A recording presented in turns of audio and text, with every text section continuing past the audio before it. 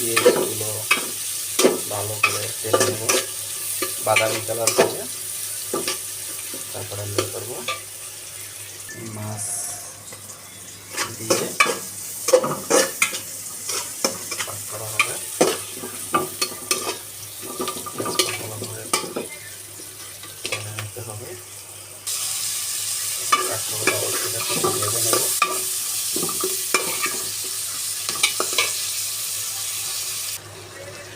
কাঁকড়গুলো সুন্দর করে ভুনা করে নেব।